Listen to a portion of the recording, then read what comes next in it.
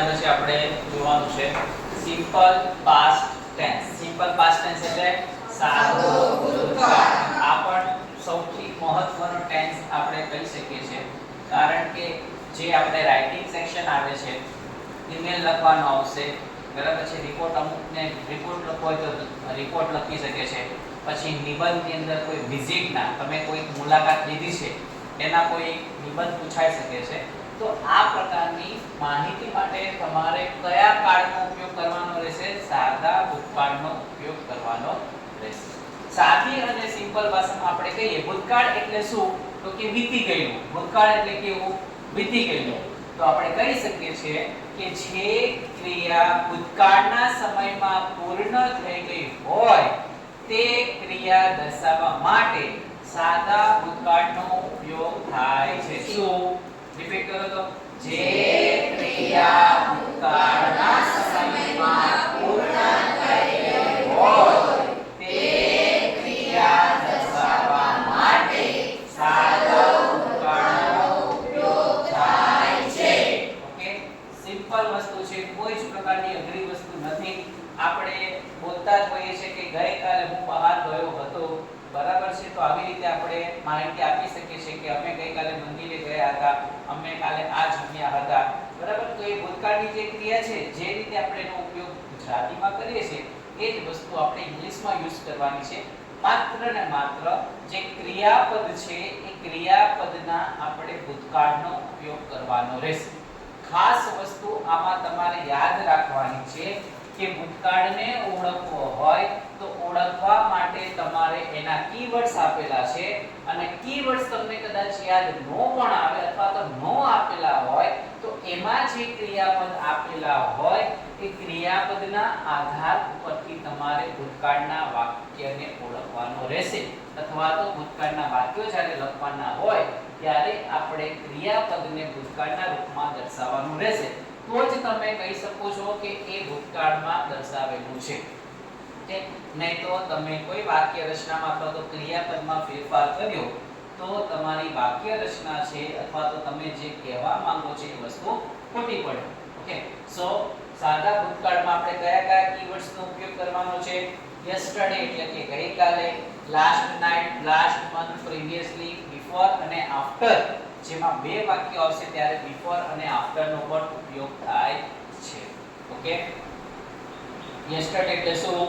ગઈકાલે, અથવા તો ધ ડે બિફોર યસ્ટરડે એવું પણ તમે લખી શકો છો. બીજું શું લખી શકો છો? The day before yesterday. Day before yesterday એટલે શું કહી શકીએ આપણે? પરમ દિવસે. ઓકે, પછી એનું સ્ટ્રક્ચર છે. ખાસ તમારે ધ્યાનમાં રાખવાનું છે કે સૌથી પહેલા આપણે વાક્યની શરૂઆત હંમેશા શાનાથી કરવાની છે? સબ્જેક્ટ. ઓકે, હવે અહીંયા તમારે ધ્યાન રાખવાનું છે કે સબ્જેક્ટ એકવચન હોય કે બહુવચન હોય, પણ આમાં ક્રિયાપદનું જે સ્થાન છે ક્રિયાપદમાં કોઈ જ પ્રકારનો ફેરફાર થતો નથી.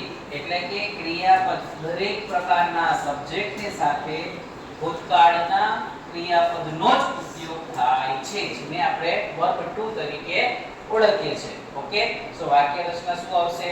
Subject plus verb two plus object plus other verb. Okay, શું છે ખાસિયત આની ભૂતકાળની? જે તે ક્રિયાપદ હોય તે ક્રિયાપદના કયા રૂપનો ઉપયોગ કરવાનો? આપણે ભૂતકાળના રૂપનો ઉપયોગ કરવાનો. એના પછી છે ખા. નકાર વાક્ય રચના અહીંયા લખવાનું કારણ એટલું છે, જોઈએ કે subject plus did plus not plus verb plus object plus other verb. Okay, હવે સાદા ભૂતકાળના વાક્યને નકાર અથવા તો પ્રશ્નાર્થ બનાવવા માટે આપણે કયા સહાયકારક ક્રિયાપદનો ઉપયોગ કરવાનો છે? ડીડ નો ઉપયોગ કરવાનો છે. ડીડ એ કોનું ભૂતકાળનું રૂપ થાય? ડુ અને ડઝ એનું ભૂતકાળનું રૂપ શું થાય? ડીડ થાય. ડુ ડઝ નું ભૂતકાળનું રૂપ શું થાય? ડીડ થાય. હવે જે રીતે આપણે સાદા વર્તમાન કાળમાં જ્યારે ડુ અને ડઝ આપેલું હોય અને એનું ક્રિયાપદનું મુખ્ય રૂપ લખવાનું હોય છે, એ જ રીતે સાદા ભૂતકાળમાં પણ જ્યારે વાક્યમાં ડીડ નો ઉપયોગ કરેલો હોય અથવા તો આપણે એવું પણ કહી શકીએ છીએ કે વાક્ય નકાર હોય કે પ્રશ્નાર્થ હોય એની સાથે આપણે ક્રિયાપદના મૂળ રૂપનો જ ઉપયોગ કરવાનો રહેશે.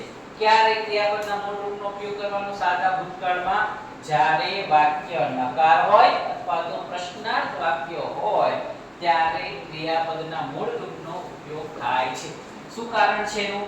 કારણ કે વાક્યમાં આપણે did એક સહાયકારક ક્રિયાપદ જે છે એને આપણે ભૂતકાળમાં લખી નાખીએ છીએ. એક વાક્યમાં બે ભૂતકાળના ક્રિયાપદો આપણે દર્શાવી શકતા નથી. એટલે એકવાર did આવી ગયું છે એટલે એની સાથે તમારે હંમેશા ક્રિયાપદના મૂળ રૂપનો જ ઉપયોગ કરવાનો રહેશે. ઓકે, તો શું છે વાક્ય રચના? subject plus verb to plus object plus other word. Negative વાક્ય રચના શું થશે?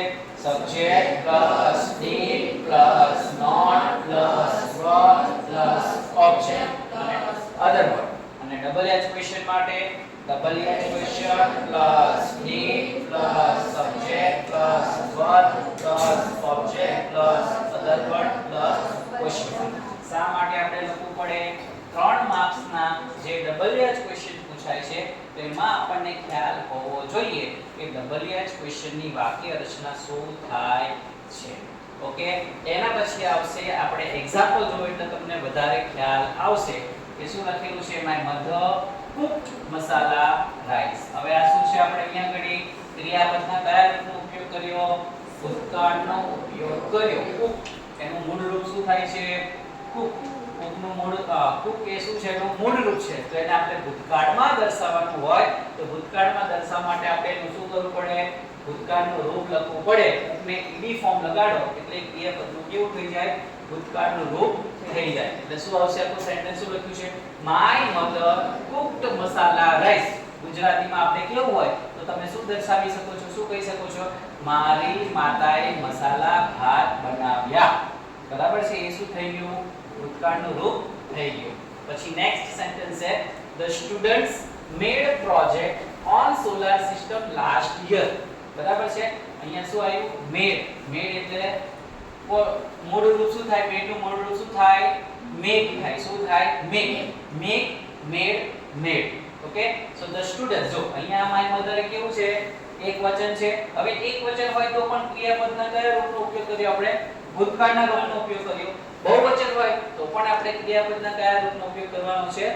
ભૂતકાળના રૂપનો જ ઉપયોગ કરવાનો છે. So the students made project on solar system last year. એના પછી નેક્સ્ટ એક્ઝામ્પલ છે my uncle bought a new bike yesterday. મારા કાકા ગઈકાલે નવું બાઇક લાવ્યા, ખરીદ્યું. bought નું મૂળ રૂપ શું થાય? buy થાય. શું થાય? buy. buy એટલે ખરીદી અને bought એનું શું થઈ ગયું? buy નું ભૂતકાળનું થઈ ગયું. બરાબર છે? એટલે કે મારા કાકાએ ગઈકાલે નવું બાઇક ખરીદ્યું.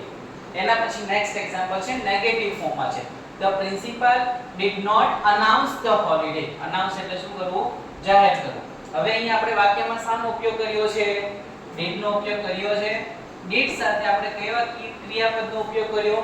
મૂળ રૂપનો ઉપયોગ કર્યો છે. જો અહીંયા કદાચ હું લખો announced ed ફોર્મ થઈ જાય. બરાબર છે? તો આ તમારું વાક્ય કેવું પડે? ખોટું પડે. કારણ કે એક વાક્યમાં બે ભૂતકાળના રૂપ લખી શકાતા નથી. ઓકે, પછી આપણે મહત્વના જે ડબલ એચ ક્વેશ્ચન આવે છે એનું એક્ઝામ્પલ છે why did you come late in a previous class. જો did આવ્યું એટલે એની સાથે ક્રિયાપદના આપણે કયા રૂપનો ઉપયોગ કર્યો? મૂળ રૂપનો જ ઉપયોગ કર્યો. બાકી come નું ભૂતકાળ શું થાય? came થાય. શું થાય? came. ઓકે, સો come નું અહીંયા did આવ્યું એટલે did સાથે હંમેશા ક્રિયાપદના કેવા રૂપનો ઉપયોગ થાય? મૂળ રૂપનો જ ઉપયોગ થાય. સો શું છે example? why did you come late in a previous class. તમે ગયા ક્લાસમાં શા માટે મોડા આવ્યા? ઓકે, હવે નેક્સ્ટ છે when did they reach Anand last Sunday. તેઓ ગયા રવિવારે આણંદ ક્યારે પહોંચ્યા? ઓકે, સો અહીંયા did આવ્યો અને did ની સાથે અહીંયા ક્રિયાપદનું કયું રૂપ મૂક્યું આપણે? reach એટલે પહોંચવું. ઓકે, reach એટલે શું થાય? પહોંચવું. તો reach નું આપણે reached લખ્યું નથી, ed ફોર્મ નથી લખ્યું, પણ મુખ્ય રૂપ લખેલું છે કારણ કે અહીંયા આપણે શું આવે છે? did આવે છે. હા, અમુક તમારે એવા ક્રિયાપદ હશે કે જે ક્રિયાપદના ત્રણે ત્રણ રૂપો કેવા હોય છે? સરખા હોય છે. કેવા હોય છે? સરખા. એનું મૂળ રૂપ, ભૂતકાળનું રૂપ અને ભૂતકૃત એટલે કે જ્યારે આપણે જે પૂર્ણકાળ ભણ્યા એમાં જે આપણે વર્બ 3 લખીએ છીએ એ કટ કટ કટ. બરાબર છે? આમાં શું છે? મુખ્ય રૂપ પણ સેમ થાય, ભૂતકાળનું રૂપ પણ એવું થાય અને ભૂતકૃત પણ એવું સેમ જ થાય. પછી shut shut shut, put put put, cut cut cut, પછી રીડ રેડ રીડ. હવે આ જે સ્પેલિંગ છે, સ્પેલિંગ તો સરખો છે, પણ જ્યારે તમે ભૂતકાળમાં રીડ લખો છો તેનું ઉચ્ચારણ એટલે કે એનું જે પ્રોનાન્સિએશન છે, એનું પ્રોનાન્સિએશન શું થઈ જશે? રેડ થઈ જશે. શું થઈ જશે? રેડ. પણ સ્પેલિંગ તો આપણે શું લખવાનું છે? આરઈડી રીડર લખવાનું છે. ઓકે, એટલે આવી બધી પણ અમુક જે બાબત હોય એ પણ આપણે આની સાથે ખબર હોવી જોઈએ. કયો ટેન્સ છે આ? સાદો ભૂતકાળ. કયો કાળ છે? સાદો ભૂતકાળ. શું ઉપયોગ થાય એનો? જે ક્રિયા ભૂતકાળના સમયમાં પૂર્ણ થઈ ગઈ હોય તે ક્રિયા દર્શાવવા માટે સાદો ભૂતકાળનો ઉપયોગ થાય છે. ઓકે, કયા કયા કીવર્ડ્સનો આપણે ઉપયોગ કરી શકીએ છીએ? yesterday, last night, last month, previously. Okay, in the bracket before and after. પછી the day before yesterday. શું છે એની વાક્ય રચના? subject plus verb to plus object plus other. Negative sentence નું સ્ટ્રક્ચર શું છે? subject plus be plus not plus verb plus object plus other. અને double H question માટે જ્યારે પ્રશ્ન પૂછાય તો double H question plus be plus subject plus verb plus object plus other word plus question. શું મુખ્ય બાબત યાદ રાખવાની? જ્યારે વાક્ય નકાર અને પ્રશ્નાર્થ હોય ત્યારે ડીડ આપેલો હોય ત્યારે ક્રિયાપદના કેવા રૂપનો ઉપયોગ થાય? મૂળ રૂપનો ઉપયોગ થાય. કેવા રૂપનો ઉપયોગ થાય? મૂળ રૂપનો ઉપયોગ થાય છે.